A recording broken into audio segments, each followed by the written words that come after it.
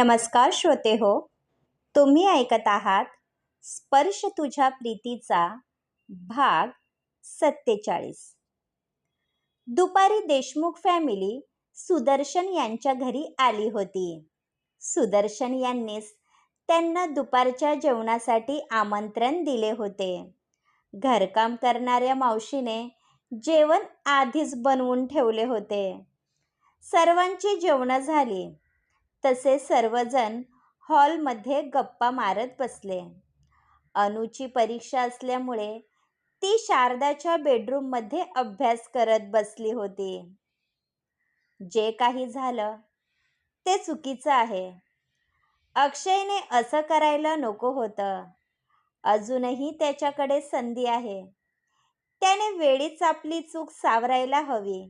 सुदर्शन यांना प्रल्हादचं मनापासून वाईट वाटत होतं. आम्ही अपेक्षा सोडून दिली आहे. माहीत नाही पोराच्या डोक्यामध्ये काय खूळ बसला आहे. पैशासाठी त्याने सख्खी नाती धारेवर धरली आहे. आमचं तर तो ऐकायला मागत नाही.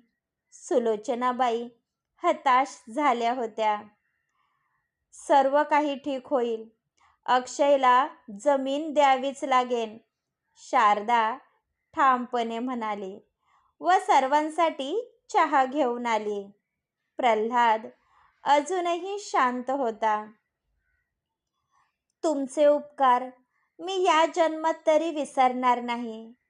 आज फक्त तुमच्यामुळे मला शारदासारखी सर्व गुण संपन्न सून मिळाली आहे. आज जर शारदा नसती तर आम्ही या संकटावर कधीच मात केली नसती. तुमची पोर खरंच गुणाची आहे. तुम्ही आमच्यावर विश्वास ठेवून तुमची सुशिक्षित मुलगी माझ्या अशिक्षित मुलाला दिली. त्यावेळी वाटलं नव्हतं की शारदा माझ्या मुलासोबत प्रपंच करेल.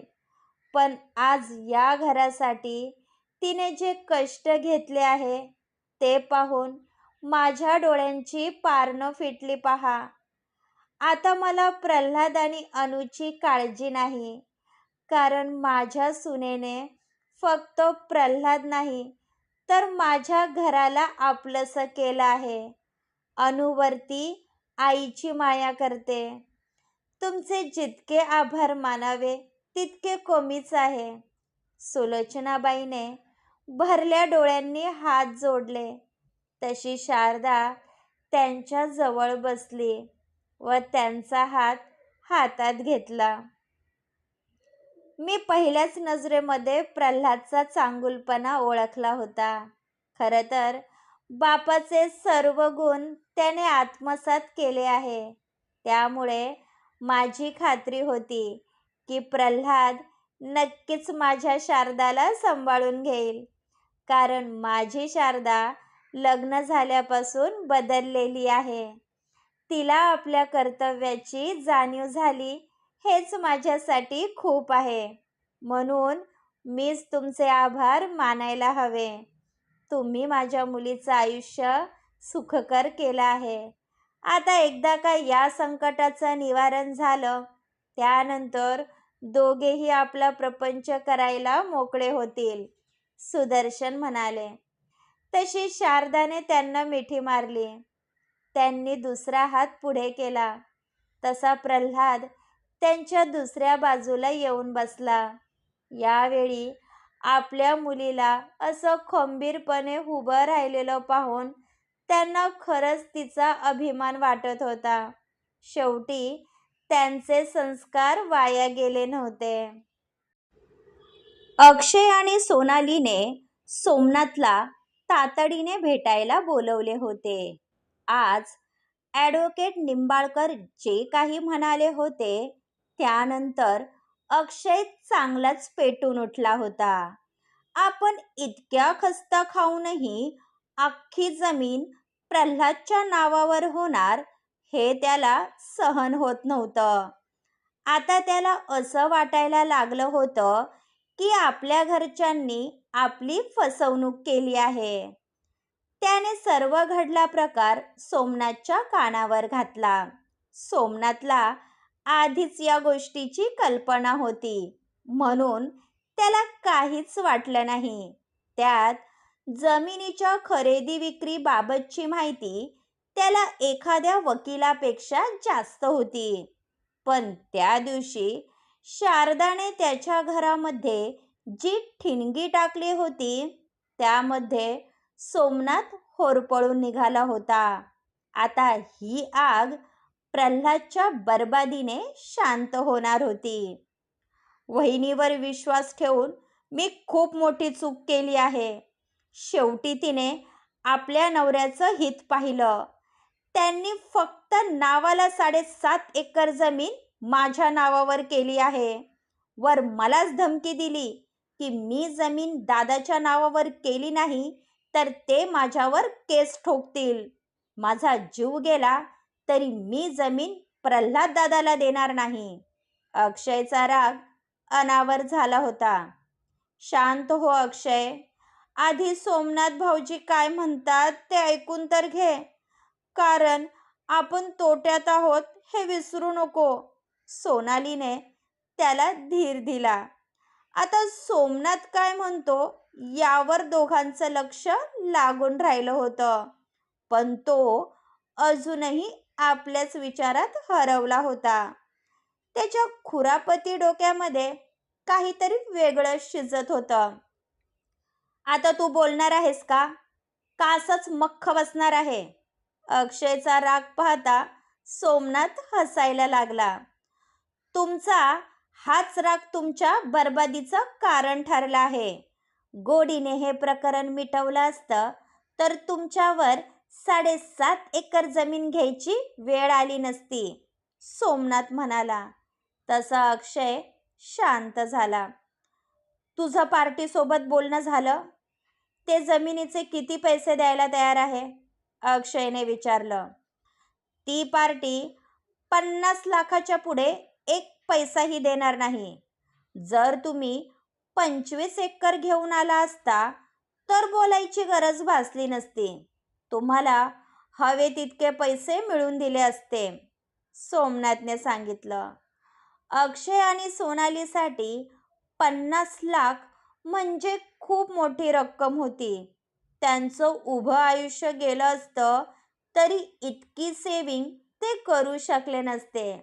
त्यात यापुढे त्यांच्या डोक्यावर प्रल्हादचा हात नसणार होता. त्यामुळे जे भेटत आहे त्यात समाधान मानणं फायद्याचं होतं. आम्ही तयार आहोत. तू पार्टीला बोलावून आण. एकदा का हे प्रकरण मिटलं त्यानंतर मी त्या घरात 1 मिनिटही थांबणार नाही, अक्षय म्हणाला. मी पण तोच विचार करत होते. असेही आपल्याला जमिनीतून काहीच उत्पन्न मिळत नाही. त्यापेक्षा 50 लाख घेण्यात भलाई आहे, सोनालीने त्याला दुजोरा दिला. माझ्या डोक्यामध्ये एक प्लॅन आहे. जर तो अंमलात आणला तर तुम्ही आणखी पैसा मिळवू शकता, सोमनाथ म्हणाला.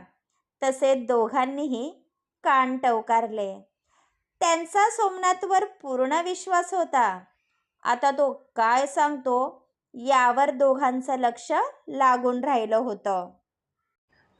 अक्षयच्या नावावर जमीन झाल्यानंतर दररोज कोणी ना कोणी पार्टी जमीन पाहण्यासाठी शेतावर येत होती. अक्षय स्वतः त्यांना जमीन दाखवत होता. काही बिल्डर आणि हॉटेलवाले त्यामध्ये सामील होते. कारण ही जागा अगदी मोक्याची होती. त्यामुळे कोणीही हसत घेणार होते. पण हा सर्व प्रकार पाहून प्रल्हादचा जीव तुटत होता. पण सध्या त्याच्या हातामध्ये काहीच नव्हते. कारण कायदेशीररित्या ती जमीन अक्षयच्या नावावर होती. त्यामुळे त्याचं काय करायचं हा सर्वस्वी त्याचा प्रश्न होता. आज गणपत मामा आणि छाया मामी बऱ्याच दिवसानंतर घरी आले होते. दोघांना प्रल्हादचं मनापासून वाईट वाटत होतं. कारण जसं त्याला समजायला लागलं होतं तेव्हापासून त्याने मोकळ्या मनाने मामाला मदत केली होती. एक प्रकारे तो आपल्या मामाचा आधार बनला होता आणि आता तोच प्रल्हाद आतून पूर्णपणे खचला होता. आपल्या भावामुळे त्याला नको ते दिवस पाहायला लागले होते. सर्वजण हॉलमध्ये बसले होते. अक्षयच्या अशा वागण्याचं सर्वांनाच टेन्शन आलं होतं. पण त्याला काही बोलायला गेलं तर तो उलट उत्तर देत होता. म्हणून घरच्यांनी त्याच्यासोबत बोलणं सोडलं होतं. वाटलं नव्हतं अक्का, मुलं मोठी झाल्यानंतर हे दिवस पाहायला मिळतील. आपला अक्षा लहानपणी किती साधा होता आणि आता पहा, पैशापुढे त्याला नाती दिसत नाही. गणपत मामाला मनापासून वाईट वाटत होतं, कारण त्याने सुलोचनाबाई आणि प्रल्हादचा संघर्ष पाहिला होता. बोलून उपयोग नाही. खरं तर माझं चुकलं. त्यावेळी त्याला जास्त सूट दिली नसती तर आता ही वेळच आली नसती, सुलोचनाबाई म्हणाल्या. तितक्यात शारदा सर्वांसाठी चहा घेऊन आली. मी पुन्हा एकदा अक्षयची समजूत काढण्याचा प्रयत्न करते. काहीतरी मार्ग नक्कीच निघेन. बोलताना शारदाची नजर प्रल्हादवर स्थिरावली होती, पण तो मात्र शांत बसला होता. असं तोंड पाडून बसायला काय झालं तुला? आत्तापर्यंत समद व्यवस्थित पार पडलं आहे. पुढेही सर्व काही सुरळीत पार पडेल, सुलोचनाबाई या प्रल्हादला धीर देत म्हणाल्या. काळजी करू नको तर काय करू? शेतावर रोज गाड्यांच्या रांगा लागत आहे. माझ्या जमिनीवर हे लोक स्वतःच्या मर्जीने घुसतात काय? पैशाच्या गोष्टी करतात काय? मला तर वाटतं की प्रत्येकाच्या डोक्यामध्ये नांगर घालावा, म्हणजे हे लोक माझ्या जमिनीमध्ये स्वतःचे घाणेरडे पाय ठेवणार नाही. प्रल्हाद चांगलाच चिडला होता. तुम्ही आता शांत व्हा पाहू. उगाच स्वतःला त्रास करून घेत आहात, शारदा समजावण्याच्या स्वरात म्हणाली. तुला कल्पना नाही, ही मुंबईची सूटबूट घालणारी माणसं आपल्यासारख्या गरिबांची शेती विकत घेतात आणि तिथे मोठमोठ्या हॉटेल आणि बिल्डिंगी बांधतात. आज त्यांच्यामुळे आम्हाला खऱ्या अर्थाने भीक लागली आहे. तू समोर जे डोंगर बघती ना, तिथे एकेकाळी शेती व्हायची, पण आता तिथे बिल्डिंगी उभारल्या आहेत. त्यांना कसं समजत नाही की हे सर्व केल्याने गावचं सौंदर्य बिघडत आहे. त्यासोबत बिल्डिंगमधून जे नाल्याचं पाणी येतं, ते पाणी हे लोक सर्रास नदीमध्ये सोडतात, ज्यामुळे पाणी दूषित होतं. नाहीतर हे लोक कोणाच्याही शेतामध्ये सांडपाण्याचा पाईप सोडतात, ज्यामुळे पिकाची नासाडी होते. अशाने आमच्या शेतीचं नुकसान होत आहे. यांना कसं समजत नाही की शेतकऱ्याने धान्यच पिकवलं नाही तर हे लोक खाणार काय? प्रल्हाद रागाने धुसफुसत होता. तितक्यात अक्षय आणि सोनाली आतमध्ये आले. सर्वांना हॉलमध्ये बसलेलं पाहून अक्षयच्या तोंडावर 12 वाजले होते. दोघेही आतमध्ये जाण्यासाठी निघाले. थांब अक्षय, शारदाने त्याला आवाज दिला. म्हणून दोघेही थांबले. तुला जमीन विकायची किती घाई झाली आहे याची आम्हाला कल्पना आहे, पण तीच जमीन तू तुझ्या भावाला विकली तर तुला काय फरक पडणार आहे? तुला फक्त तुझ्या पैशाची मतलब भासायला हवा, शारदा गुस्सात म्हणाली. पण यावेळी अक्षयला तिच्या बोलण्याचा राग आला नाही, कारण तो या संधीची वाट पाहत होता. तुम्ही बरोबर म्हणत आहात वहिनी. दुसरं कोणाला जमीन विकण्यापेक्षा मी दादाच्या नावावर केली तर काहीच फरक पडत नाही. पण माझी एक अट आहे, अक्षय कुस्ती हसत म्हणाला. नक्कीच त्याच्या डोक्यामध्ये काहीतरी शिजत असणार हे शारदाने जाणले होते, कारण त्याशिवाय तो सहजासहजी जमीन द्यायला तयार होणार नाही. तू फक्त आकडा बोल, त्यानंतर काय करायचे ते आम्ही पाहून घेतो, शारदा निर्धाराने म्हणाली. तशी प्रल्हादच्या छातीत कळ उमटली, कारण यावेळी जमीन विकत घेण्यासाठी त्याच्याजवळ पुरेसे पैसे नव्हते. जमिनीसाठी मला एक पार्टी मिळाली आहे. उद्या मी पार्टीला घरी बोलावून आणतो, म्हणजे आपलं समोरासमोर बोलणं होईल. नाहीतर तुम्हाला वाटेल की मी माझ्या मनाचं जोडत आहे. असेही या घरामध्ये सध्या कोणाचाही माझ्यावर विश्वास राहिलेला नाही, अक्षय म्हणाला आणि सोनाली सोबत आतमध्ये निघून गेला. तसा छाया मामीने डोळ्यांना पदर लावला, कारण आता कुठे देशमुख यांच्या घरात सुखाचे क्षण आले होते. त्यामध्ये अक्षय मनात नको ते खूळ घेऊन बसला होता. नक्कीच त्यांच्या भरल्या घराला कोणाची तरी नजर लागली होती. रात्री प्रल्हाद डोक्याला हात लावून बसला होता. त्याच्या डोक्यातलं विचारचक्र थांबायचं नाव घेत नव्हतं. यावेळी जी भीती प्रल्हादच्या मनात होती, तीच भीती शारदाच्या मनात दाटून आली होती. काहीतरी मार्ग नक्की निघेल, शारदा त्याचा हात हातात घेत म्हणाली. तुला कल्पना नाही शारदा, आपल्या इथे जमिनीचा भाव जास्त आहे. त्यात माझी अवस्था तुझ्यापासून लपली नाही.